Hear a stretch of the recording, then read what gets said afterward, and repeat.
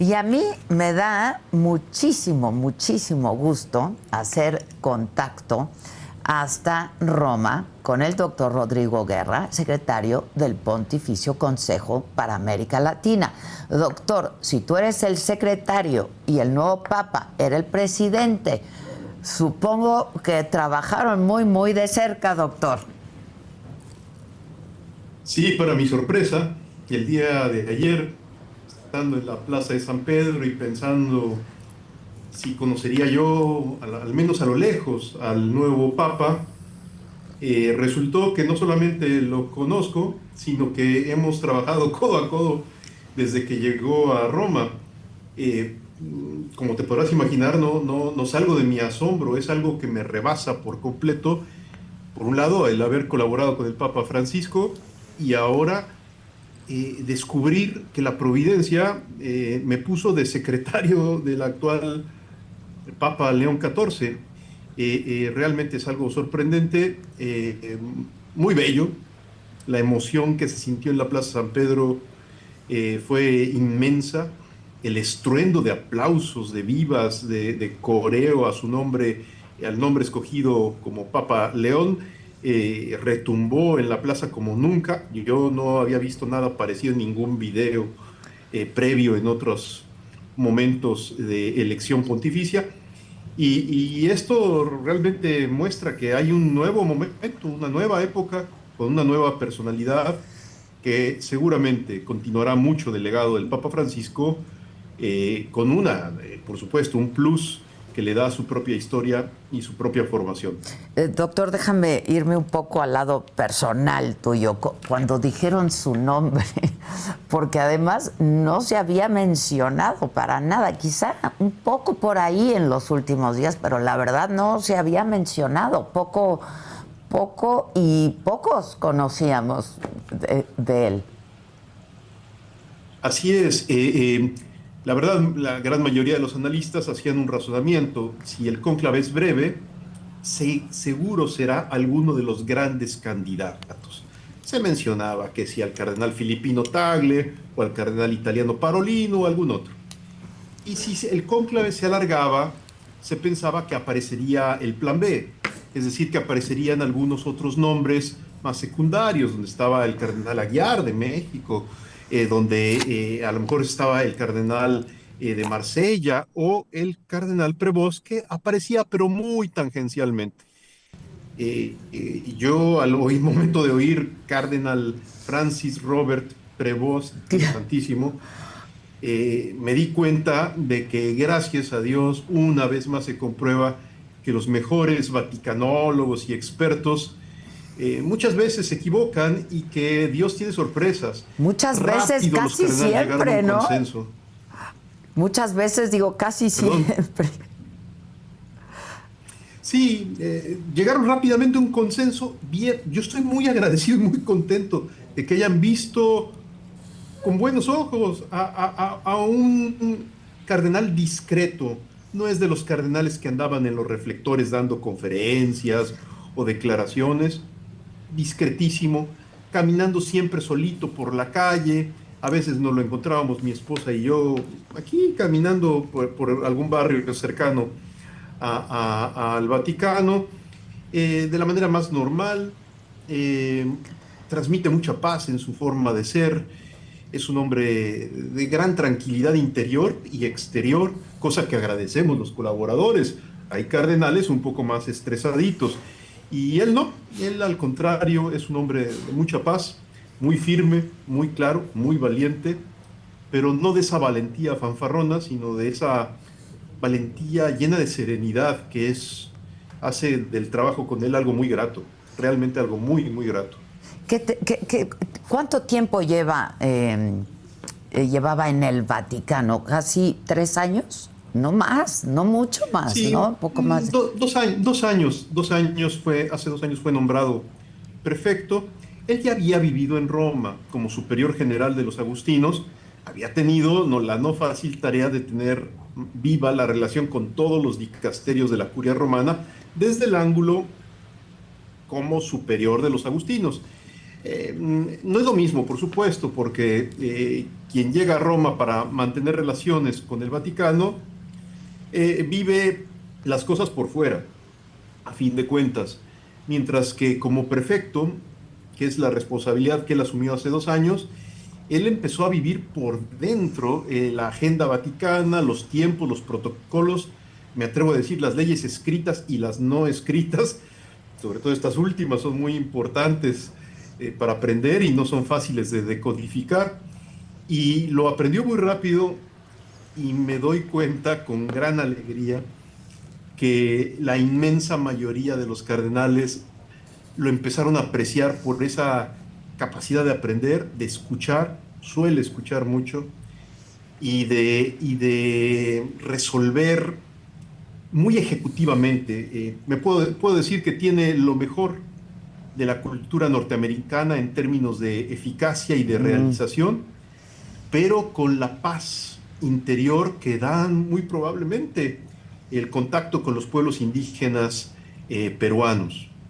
Es una combinación realmente muy saludable para la iglesia de hoy y para el mundo, creo yo. Hay dos cosas que debemos leer, supongo, y que tú nos vas a ilustrar sin duda, doctor. Una, el hecho de que haya sido nombrado tan rápidamente, ¿no? Quiere decir que había unidad al interior, cosa que no imaginábamos. Y dos, el hecho de que sea agustino. Me gustaría que nos hablaras un poco de eso. ¿Qué significa que el Papa sea agustino?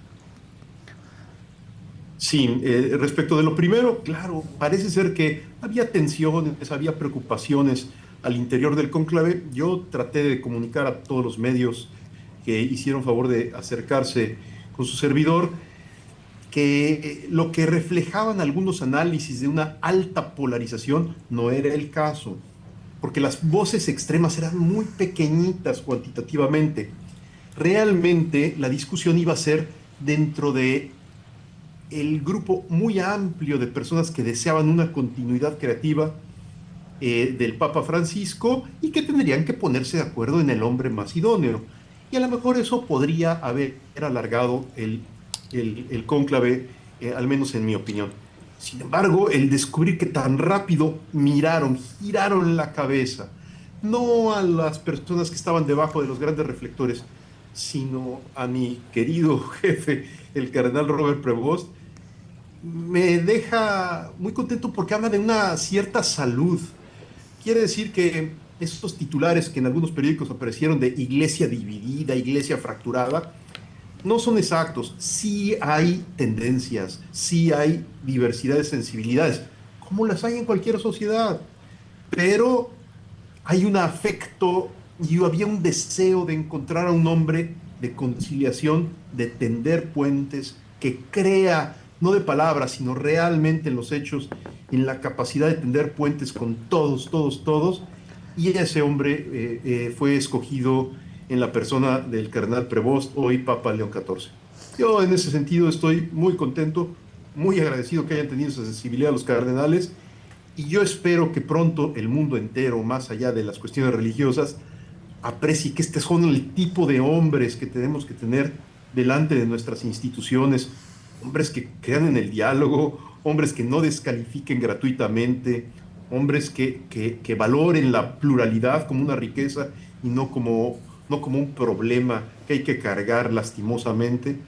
Ese es Robert Prevost, y no lo digo retóricamente, lo digo porque lo conozco pues de manera muy cotidiana en el trabajo casi diario en el dicasterio para los obispos. Oye, sí, ayer estabas realmente feliz y emocionadísimo. Ayer que hablábamos, no se nos cortaba la llamada, supongo que estaba saturadísimo ahí el internet, pero sí estabas realmente feliz y emocionado, doctor. Sí, la verdad es que la emoción es muy grande porque o sea, ¿cómo decir? Muchos hoy están diciendo que yo ya lo veía venir, yo ya presentía que podía ser norteamericano. Perdón, yo no presentía nada de eso. No. Yo aprecio mucho al cardenal Prevost, ha sido un muy buen jefe. No todos los jefes en el Vaticano viven con tanta paz esas responsabilidades, hay unos más estresados que otros. Yo puedo decir que he tenido un extraordinario y muy buen jefe, y por eso es que estaba increíblemente emocionado, sigo emocionado, y creo, eso sí, que el mundo que viene en el futuro próximo no será fácil para nadie, pero que hay una buena noticia en medio de toda esta incertidumbre y tensiones globales, que es que hay un hombre capaz de decir la verdad con caridad, de tener paciencia y de estar dispuesto a abrazar a todos tendiendo puentes por todos lados, y ese es el Papa León XIV. Ahora, el hecho de que sea agustino, doctor. Así. Sí, hay muchas congregaciones religiosas en la Iglesia Católica, cada una tiene su propia espiritualidad, pero lo característico de los agustinos es un tema teológico que puede de repente sonar muy abstracto, pero que tiene consecuencias muy prácticas, que es la famosa primacía de la gracia. En otras palabras, durante algunos años, a veces largos, en algunos ambientes de la Iglesia Católica se creyó que lo más importante del cristianismo era la moral, eran los valores, era ser gente muy correcta y de muy honesta conducta. Y claro que la ética cristiana es muy importante. Su servidor es profesor de ética filosófica aquí en las universidades romanas y creo profundamente en la ética, pero San Agustín lo que enseña es que la ética no salva. Lo que salva es la misericordia de Dios, porque todos somos unos incoherentes, todos hemos traicionado muchas veces nuestras más profundas convicciones y todos estamos necesitados de un abrazo y de un perdón. Lo que San Agustín puso el énfasis en sus obras y en su congregación es que el perdón y la compasión deben ir primero antes que el juicio moral. En ese sentido, el Papa León XIV continúa esta tradición de papas como Benedicto, como el propio Papa Francisco, que han afirmado que primero es la caridad y que a la luz de la caridad es que la verdad se vuelve digerible. Cada vez que la Iglesia ha afirmado la verdad sin caridad, ha terminado destruyendo, lastimando, hiriendo a personas y a comunidades, y eso no es de Dios, para decirlo rápido. A la luz de esto es que él es crítico de los rigorismos, de los conservadurismos excesivos, que en nombre de la rigidez creen que son más correctos que aquellos que tienen apertura a la diversidad de nuestras sociedades.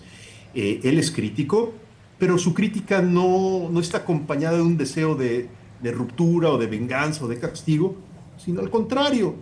Ahí es donde está me atrevo a decir, la novedad del Papa León XIV, que él atiende todos estos desafíos siempre con una enorme paciencia y caridad.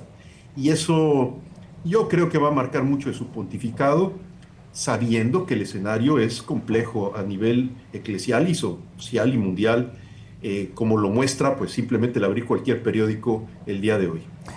Ayer se hablaba mucho, bueno, y en los días recientes, de cómo sería el próximo papa, si sería conservador, si sería liberal, si sería moderado. En realidad todos son bastante conservadores, tratándose de la Iglesia, ¿no?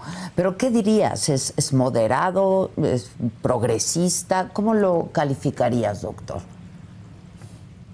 Sí, en la dirección yo creo que es un hombre que apreció con gran cariño, digámoslo así, la actitud de avanzada que tuvo el Papa Francisco.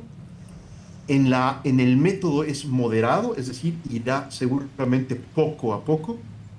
Y en la doctrina de fondo, pues es tan católico como cualquier papa, es decir, no creo que él introduzca grandes novedades doctrinales. Eso sí, puede ser que madure y profundice y ajuste enfoques pastorales, que es lo que más anhela la gente. La gente, más allá de cuestiones teóricas y un tanto alambicadas propias de los académicos, lo que anhela es que las religiones todas, y particularmente la Iglesia Católica, no sean una aduana, sino sean un espacio de acogida.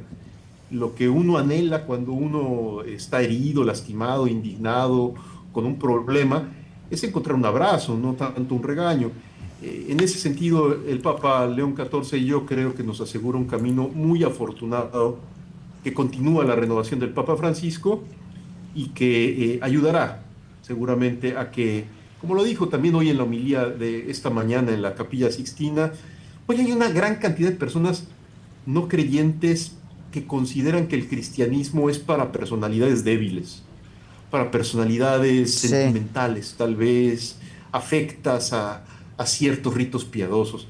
Y dijo hoy el Papa León XIV en su primera homilía, tenemos que reproponer el cristianismo, digámoslo así, como una gran aventura existencial que convoque a esas personas al desafío de ser cristiano, que en buena medida es el desafío de apreciar todo lo humano como propio camino. En otras palabras, de apreciar lo diverso como parte de nuestra agenda ordinaria de vida para construir sociedad y para evitar que haya violencias. Doctor, son importantes retos los que tiene que enfrentar, ¿no? Yo decía algunos hace un rato, uno de ellos es adaptarse a las nuevas formas de comunicación, lo hemos venido hablando tú y yo en los últimos días, ¿no? Y yo justo ayer me metí un poco a redes sociales y vi que él usa X, por ejemplo, ¿no? Y que es bastante crítico de muchas cosas, de temas. Sí, él me decía que además de los informes que hay que revisar aquí oficiales, por ejemplo, sobre candidatos a obispos u otras cosas, a él le encanta usar el Internet para verificar, para checar, para completar, para ver, a veces no la verdad, pero simplemente para captar las percepciones que hay sobre ciertas circunstancias o ciertos personajes. En otras palabras, es un hombre que, como buen norteamericano, le es familiar el uso de todo tipo de gadgets y eso es muy sano porque ha habido una especie de alergia en algunos ambientes clericales a las cuestiones tecnológicas y no es el caso con el Papa León XIV, que es un hombre que por supuesto maneja computadoras, ve películas, escucha música, es un hombre culto que lee literatura contemporánea y que por supuesto consulta su celular y todas las redes sociales habituales con toda normalidad y tranquilidad. Es decir, ahora como Papa seguramente tendrá que tener otras disciplinas sí, y claro. otras ayudas, es decir, pero su actitud es la de un hombre contemporáneo. Te comunicabas con él vía WhatsApp también.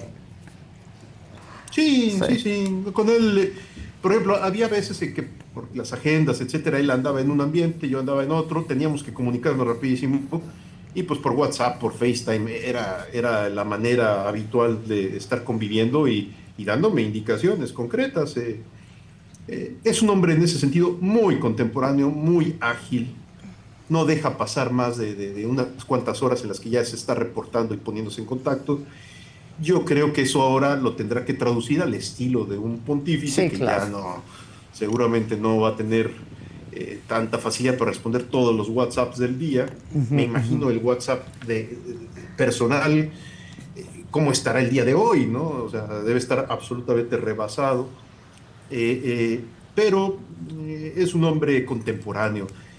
Si el Papa Francisco ya introdujo cierto espíritu renovado en actitudes, en formas, en romper protocolos, el Papa León es un hombre 100% de nuestro tiempo, no llega tarde pues a la cultura de nuestra época y esa foto que ha circulado de él haciendo misión a caballo con lentes oscuros refleja mucho de su personalidad holgada, distendida, contemporánea al máximo al momento de, por ejemplo, hacer misión a caballo.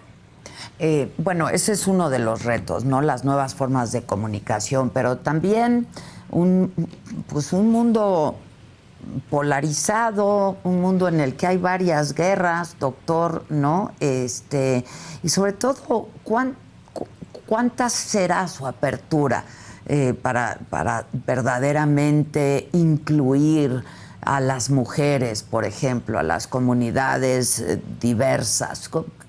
¿Qué ves en el nuevo Papa? Sí, hasta donde yo alcanzo a ver, obviamente con cierto límite también, es que él se sumó con alegría, no con pesar. a la apertura que el Papa Francisco ha promovido en la Iglesia para que la Iglesia principalmente se caracterice por el abrazo a todos, todos, todos. No me extrañaría que él continúe con esa actitud.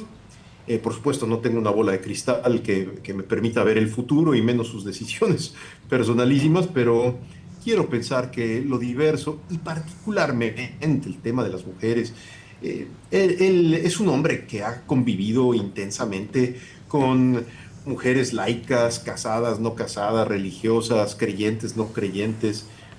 Pues como buen norteamericano tiene unas relaciones espontáneas, naturales, eh, que, que uno agradece, ¿no? Lo voy a decir de otra manera para que se entienda mejor.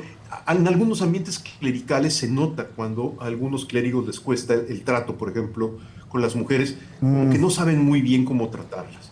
No es el caso del Papa León XIV. El Papa León XIV es un hombre muy correcto, pero al mismo tiempo muy ágil, muy distendido, de muy fácil trato por parte de varones y de mujeres. Supongo que seguirá habiendo inclusión de mujeres en altas responsabilidades al interior de la Iglesia y que defenderá, como siempre lo ha hecho, la dignidad de las mujeres, porque no tolera, eso sí, ninguna grosería, ninguna falta de respeto, ningún abuso a la mujer en la sociedad o en la Iglesia. Eh, es un hombre que cree en los derechos humanos de todos por igual. Eh, yo creo que es un católico de Chicago, es decir, de una ciudad que cree en la pluralidad y en la diversidad porque es parte de su estilo hasta de ser ciudad. Sí, oye, me voy a atrever a hacerte una pregunta personal. ¿Lo felicitaste ayer? ¿Te acercaste? Sí. Cuenta. Pasó algo muy simpático, que después de estar ahí en la plaza, al terminar el evento, me fui caminando con mi antiguo jefe, con el predecesor del cardenal Prevost, el cardenal Marc Ouellet, que es un canadiense, y de repente me dice Marc Ouellet: oye, ¿por qué no vamos a saludarlo? Ah, pues vamos. Entonces Sí, nos metimos en uno de los brazos de la plaza de San Pedro que comunica al interior de la basílica. Nos topamos con un guardia suizo que nos impidió el acceso. Yo le expliqué algo, oiga, el cardenal es el predecesor del Papa en el dicasterio para los obispos. Y nos dijo, no, ahorita está bloqueado el acceso, no hay hay manera. permiso y no han liberado la viabilidad. Le dije, bueno, su servidor es el secretario del cardenal Prevost, necesito ir a hablar con mi jefe. Y entonces ya dijo, vamos a consultar. Entonces ya consultaron y nos dijeron que en ese momento estaba él moviéndose a la casa de Santa Marta. Entonces nos dijeron, vayan a Santa Marta, ya está a punto de llegar. Llegamos a Santa Marta, solo los cardenales tenían autorización para entrar a Santa Marta, los cardenales electores. Los cardenales de mayores de 80 años pudieron entrar, pero salir muy rápidamente, incluido mi acompañante. Entró un minuto y salió. Y de repente me encontré a mi compañero secretario, Monseñor Montanari, que también trabaja para el cardenal Prevost. Él es un secretario obispo, yo soy un secretario laico. Y le dije, oye, ¿podemos entrar? Me dice, pues yo creo que sí, porque somos los secretarios. Sí, pues entramos. claro. Nadie nos dijo que no, simplemente nos presentamos. Y entrando a la Casa Santa Marta nos detuvimos donde estaba un guardia suizo que yo no conocía, ya mayor, que resultó ser el jefe de todos los guardias suizos. Yo no tenía el gusto, es digamos, el más reverenciado y la más alta autoridad aquí en los guardias suizos. Nos pusimos a platicar con él, mi esposa y yo, y estaba a un lado de una pequeña puerta en donde estaba el Papa. Entonces, cuando de repente se abre la puerta, sale el Papa y tuvimos el gusto y la alegría de ser de los primeros que lo abrazamos, le pedimos su bendición y luego ya pasó a saludar a todos los cardenales. Fue rapidísimo, fue rapidísimo. Fue nuestro día de ayer. Pues rapidísimo, y no, porque se detuvo de veras unos segundos con nosotros con mucho cariño y nosotros pues, lo único que hicimos fue, de veras, pues se nos salieron ahí las lágrimas de la emoción. Pues sí, ¿qué le dices? Haberlo visto hace unos... Y verlo vestido de blanco, para mí sí es impactante, porque uno está acostumbrado a ver al señor pues, vestido con su traje negro, normal, sport. de cura, pero a fin de cuentas bastante ejecutivo, y ahora vestido de blanco, en fin, sí es fuerte, lo guardaré como un tesoro en mi corazón toda mi vida, ¿no? Sin duda, sin duda. Eso habla también un poco de tu permanencia allá, yo creo, ¿no, doctor?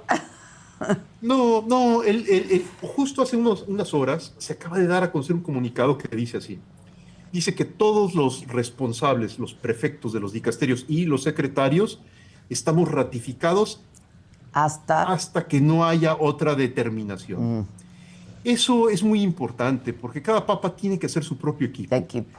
Yo creo que más vale que yo en mi interior me diga a mí mismo, y espero que todos mis compañeros de la curia tengan la misma actitud, de máxima disponibilidad para que él conforme su equipo como le convenga más adecuadamente. Está en su derecho, más vale que lo haga, lo que se tenga que renovar, que se renueve, que llegue nuevo aire, y que la curia romana no sea más una especie de escalera social o política intereclesial, sino que sea un ambiente de constante renovación con perfiles idóneos para cada responsabilidad. Yo eso es lo que anhelo, de veras.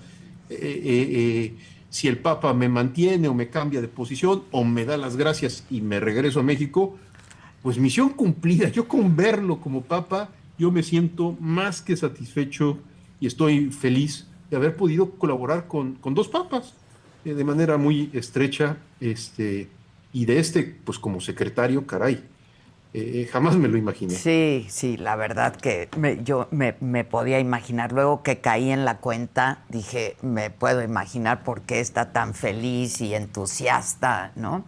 Él tiene dos hermanos. Yo vi algunas entrevistas que le hicieron en Estados Unidos a sus hermanos, ¿no?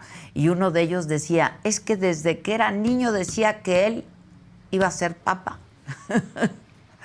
¿No? O que Pues iba a yo ser no sé si eso cura. sea, yo nunca he oído eso, yo nunca he oído eso. Lo que sí es que jugaba a ser padrecito y a hacer crucecitas desde niño, eso sí es una Mira. anécdota conocida. Sus hermanos además físicamente se parecen mucho a él. Mucho, mucho. Eh, eh, y bueno, espero que no sean asediados por los medios, pero ojalá también compartan de vez en cuando alguna anécdota que ayudará siempre a descubrir el lado humano de este nuevo papa. Sí, seguramente van a empezar a salir, ¿no? Un montón de cosas y particularidades también de su niñez, su juventud, de su familia, etcétera, ¿no? Recuerdas que hablábamos cuando murió el Papa Francisco que decíamos, bueno, pues dejó a su familia en Argentina, ¿no? Y desde que fue Papa no volvió a ver a su hermana, por ejemplo, ¿no? Sí, aquí yo creo que no va a ser el caso. Me dio mucho gusto, seguramente ustedes ya lo informaron, que de inmediato se abrieron diálogos con el gobierno de los Estados De Unidos. Estados Unidos, sí. No sabemos el contenido de esos diálogos, pero inmediatamente se entró en contacto. Yo no sé si es que la Santa Sede entró en contacto con la presidencia, o la presidencia fue la que buscó a la Santa Sede para compartir algún tipo de felicitación privada, pero ya empezó el diálogo. A mí no me extrañaría que en la mente y en el corazón del Papa León XIV esté el renovar una relación nueva, con aire fresco con los Estados Unidos, y ayudar a que los sectores más conservadores reencuentren el camino de una más generosa paciencia y caridad para con todos, y descubran que el rigorismo normalmente no solamente lastima a la gente fuera de nuestras vidas, sino nos termina lastimando a nosotros mismos. El rigorismo no ayuda en nada al desarrollo de una vida sana, ¿no? Psicológica y espiritualmente sana. Escuchaba yo algunos programas ayer, ¿no? En Estados Unidos, periodísticos y muchos comentaristas, y muchos decían que el hecho de que el Papa fuera estadounidense podría ayudar a hacer un contrapeso de Donald Trump. ¿Lo ves, doctor? Sí, la Iglesia no tiene poder político, no tiene ejércitos como los tuvo o tal vez en la Edad Media. El Pero Papa no sale tiene con mucho armadura y a poder, ¿no? caballo a combatir guerras, pero la fe se hace cultura y eso es un tipo de poder distinto al político. Un contrapeso a Donald Trump lo veo difícil, Mm. porque no es un gobernante con fuerza comercial, fuerza política, pero sí que es una autoridad moral, como tú misma decías hace rato, que hoy por hoy es escuchado y atendido en los más peligrosos escenarios mundiales. Vaya que lo es. Aquí no es ningún misterio, no estoy revelando ningún secreto, que en época de cónclave lo más probable es que hayamos estado llenos de servicios de inteligencia aquí en las afueras del Vaticano, porque hay atención de quién puede ser el Papa, qué puede decir en el futuro y cómo puede intervenir, dando su opinión, obviamente meramente moral y espiritual, de los principales conflictos que hay. En ese sentido, yo no me atrevería a calificar al Papa León como un contrapeso, Mm. pero sí como una voz que tendrá que ser escuchada, por supuesto, porque es un hombre brillante, inteligente, que comprende bien a la sociedad norteamericana, que comprende bien la trampa en la que a veces se ha caído cuando se ha privilegiado el radicalismo, y que desea el que todos reencontremos un camino de acuerdo y de diálogo, y de construcción de puentes para evitar las violencias. Oye, doctor, no te quiero dejar ir, pero la verdad es conversar contigo es fascinante y siempre muy interesante.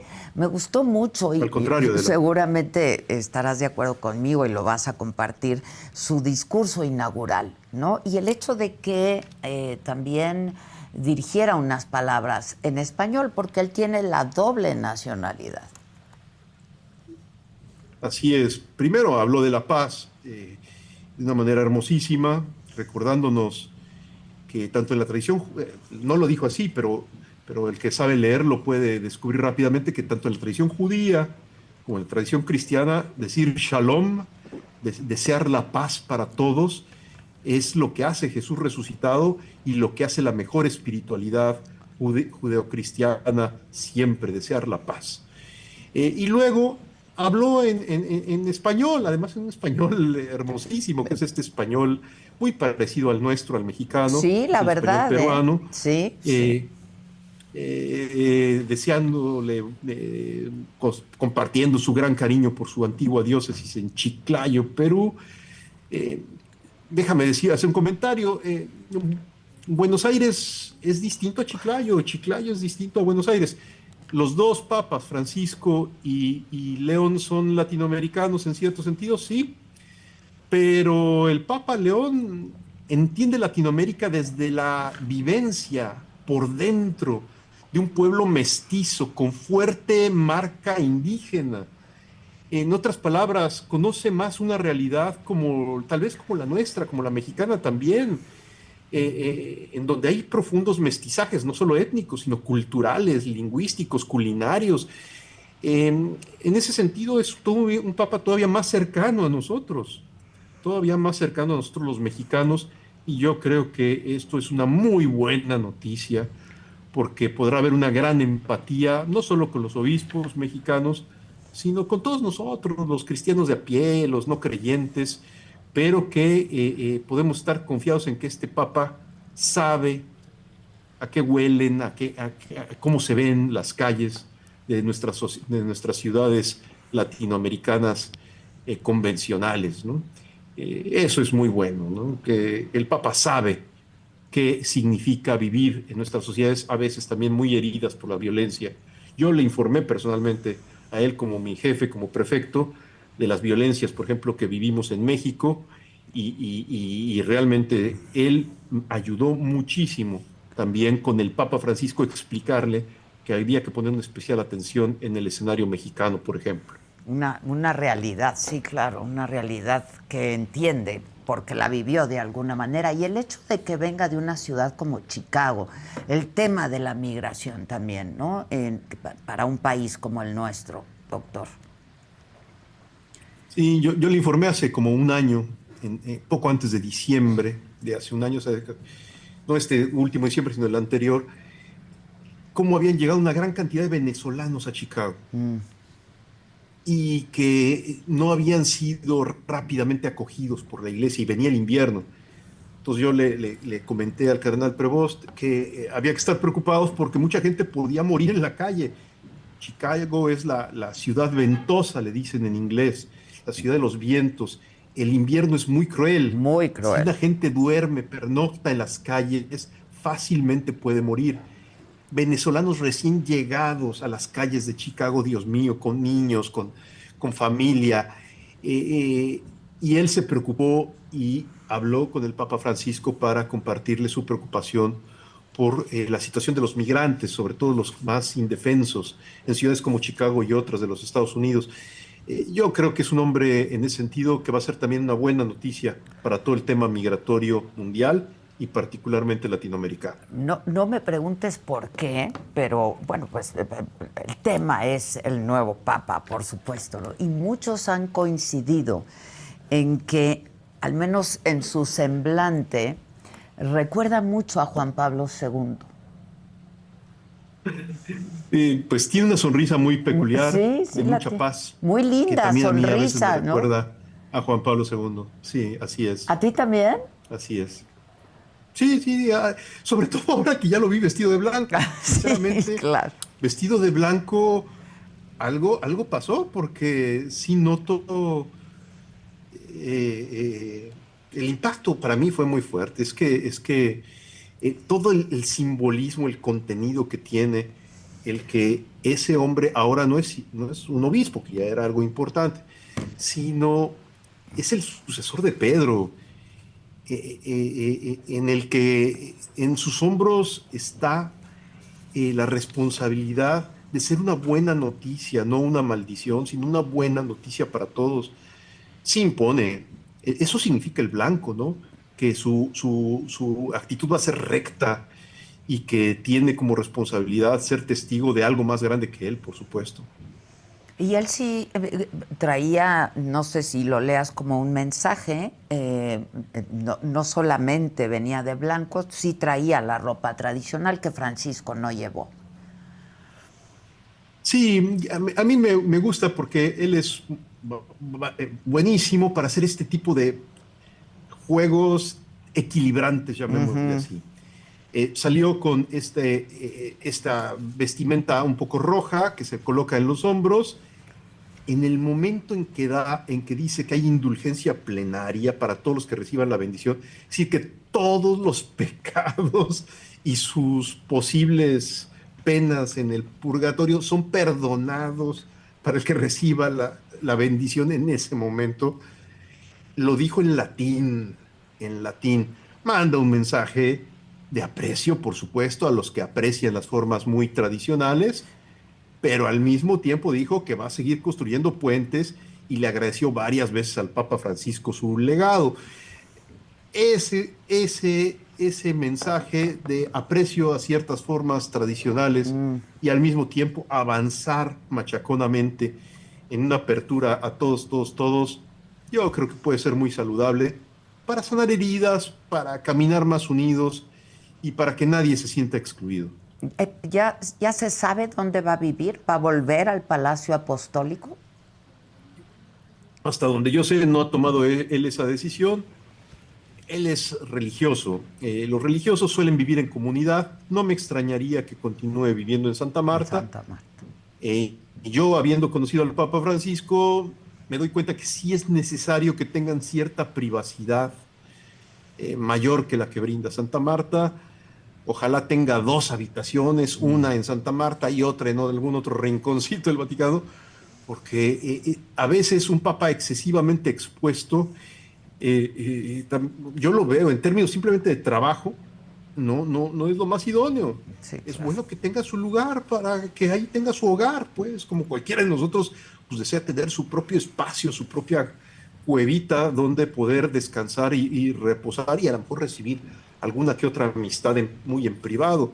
Que en Santa Marta se daba un poco, pero a fin de cuentas todos los que llegaban eran vistos por todo el personal que recibe en Santa Marta las visitas y no tiene la privacidad idónea. Tal vez vaya a tener dos espacios, no me extrañaría que también con su sentido práctico inmenso vaya a escoger que vivir en Santa Marta y al mismo tiempo tener algún otro habitación en alguna otra parte del Vaticano más privada. Oye, doctor, ¿tienes previsto venir a México? Te quiero conocer. No sé, me encantaría poder ir a México, tengo muchas ganas, no lo tengo en la agenda, lamentablemente. Teníamos un evento programado para los primeros días de agosto, me parece, pero que justamente mi jefe, Cardenal Prevost, me dijo, después del cónclave vemos, porque el nuevo Papa tendrá que decidir si mantenemos el evento o no. Entonces tengo ahora que consultarle, pero todavía no he tenido audiencia personal con él, entonces tendré que consultarle si el evento que teníamos planeado, un evento muy bonito para promover el 5º centenario de la Virgen de Guadalupe que se dará en el año 2031, empezar a preparar ese camino. Íbamos a tener un pequeño congreso. Hay que ver si el nuevo Papa lo aprueba. Claro. Es una bendición que ya sabe de qué se trata, entonces nada más tendrá que decir nada más adelante, lo palomea o lo o no. retrasamos un poquito el congreso. Claro, lo palomea o no. Y será bienvenida su decisión. Oye, finalmente, doctor, y ya te libero. ¿Por qué eligió León?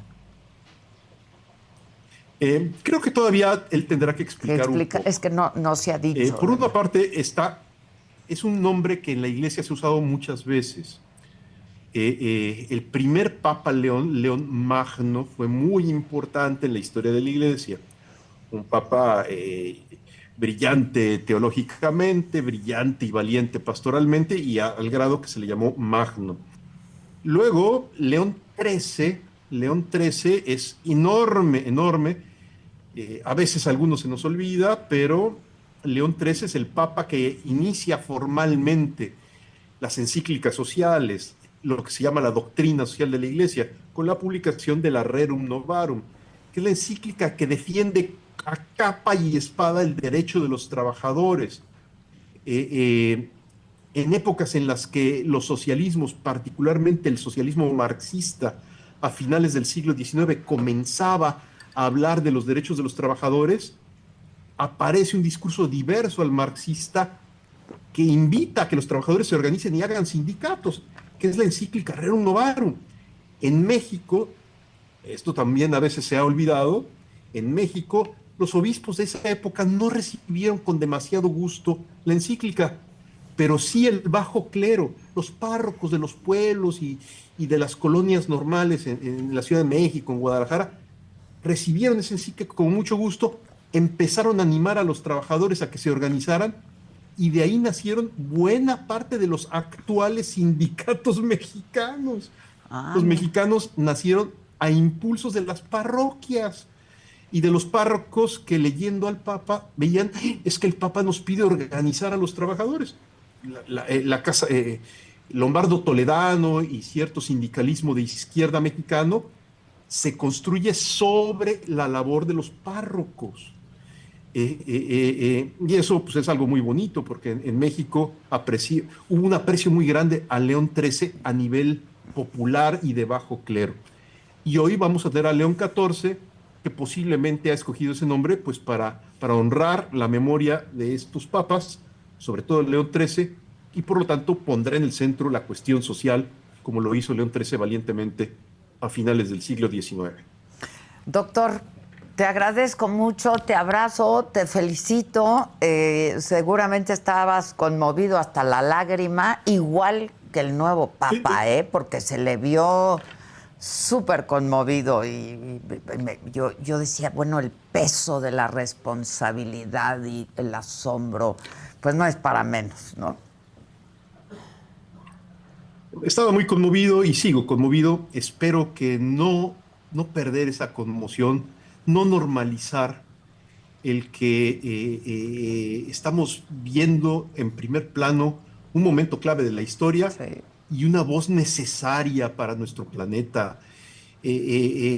Hoy, seguramente en tus servicios informativos y en los de tantos otros medios a nivel mundial, es increíble el grado de violencias que tenemos que ver cotidianamente, que fácilmente se normalizan, y un personaje como el Papa León seguramente será una voz oportuna, incisiva, valiente, que afirmará la necesidad de que encontremos nuevos caminos para la paz. Y como decía el Papa Francisco, que nunca más la guerra vuelva a ser opción para nadie. Es una vergüenza que en el momento en que estamos pensando colonizar en Marte nos estemos destruyendo de esta manera tan vil y tan vergonzosa entre nosotros los seres humanos.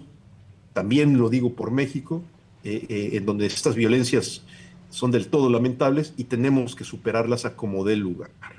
Y escucharemos esa voz con atención, y la tuya también, si nos permites. Gracias, mi querido doctor. Gracias, Adela, a ti por la oportunidad Al y por el contrario. interés, y me atrevo a agradecerte de veras a nombre del Papa Al León contrario. XIV la buena cobertura noticiosa que han hecho de todas estas cuestiones en los últimos días. Muy amables por Al el interés contrario, un en abrazo estos desde temas.